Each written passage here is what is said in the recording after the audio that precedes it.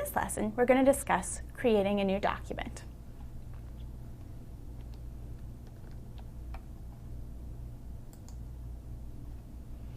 From within InDesign, when I'm ready to create a new document, I'll navigate up to the File menu, select New, and then select Document from the list that pops up. From there, I'll get a pop-up dialog box offering me the many settings for creating a new document. If you don't see the same number of settings that I have here, there's a button to the side that says More Options. On mine, it currently says Fewer Options because I have all of the options open. But if you're not seeing everything that I've got here, try clicking on that More Options button, and you should reach everything that I have. You'll notice first that InDesign gives you the option for a document preset. What InDesign allows you to do is if you find yourself frequently creating a document with specific settings, you can save that as a preset up in this Document Preset menu, and then with one click, you can create exactly the kind of document that you need. The next thing that Adobe asks you is the intent of the document. In this case, what happens is, when I select an intent of print, it presets the options below for things that are related to print applications. So for example, the page size options are set to things like letter, legal, and tabloid, common print sizes. If I were instead to select web applications, you would all of a sudden notice that under page size, what I get are typical screen sizes instead of page sizes. So that's one of the many ways that Adobe sort of helps you with presets that are already built into the software. In this case, I'm just going to go through creating a simple print document because I feel like that's what most people are familiar with. I'll start with a letter size page, which has a width and height of 8.5 by 11 inches. If I want to change the orientation from a portrait to a landscape orientation, I can do it with these two little buttons here. But for right now, I'm going to leave it in a portrait orientation. The other thing I want to note quickly about InDesign is that it gives you the option for having facing pages or not facing pages, which you select by toggling this checkbox here next to facing pages. What facing pages allows you to do is to set up spreads as though you were publishing something like a book or magazine, something where we're accustomed to seeing two pages side by side. So if I were to select facing pages, a couple of things will happen. One is that I will start with number 1, all odd numbers, on a right-hand page, and all even numbers on a left-hand page. So if I start with page number 1, and I have facing pages, that means that my document will start on a right-hand page. If I deselect facing pages, then I'll just view individual pages, and it won't matter whether I'm on an odd or an even page to start. So for now, I'm going to create a new document with facing pages to show you what that looks like. And I'm going to start with a number of 4 pages, just to show you how to navigate back and forth between pages.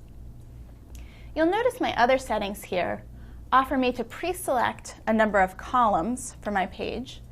Those will create margin markers for the columns. So that's really just a guide for me when I'm setting up my page. It will also allow me to set margins at the top, bottom, and in this case, inside and outside. That's another feature of the facing pages.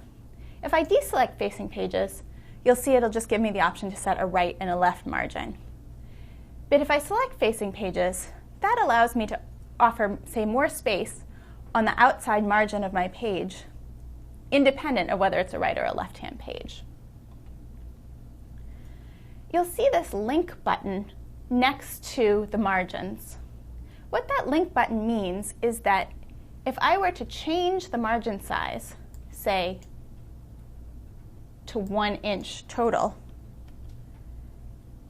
when I click that link button, it will automatically set all of my margins to the same setting.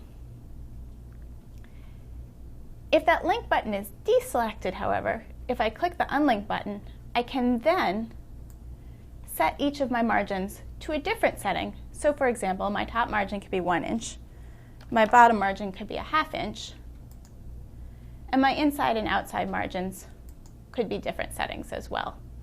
let's say the inside is 3/4 of an inch and the outside is 1.5 inches, just for sake of example. You'll see at the bottom these last terms, bleed and slug. As we discussed a little bit in the previous lesson, those are printing terms, and the bleed refers to image extending a little bit outside the edge of the page. What this bleed margin allows you to do is to make sure that you've included enough of that image so that when the cropping process occurs, your image itself doesn't either get too far cut off or doesn't quite extend to the edge of the page. The standard bleed setting is 1/8 of an inch, so I'm going to enter 0.125 inches, and I'm going to click that link button to set the same bleed setting all the way around the edge of the page. The other thing I'll point out here quickly is that right now I have the default on my computer set to inches, but you may be seeing it set to picas, which is Adobe's usual default. Picas would be indicated by a letter P next to the number markings. And you may find that even if you enter a number of inches, it automatically switches you to picas, which can be a little confusing at first. What you can always do, though, is you can enter the number you want and then the letters IN or the inch marker for inches.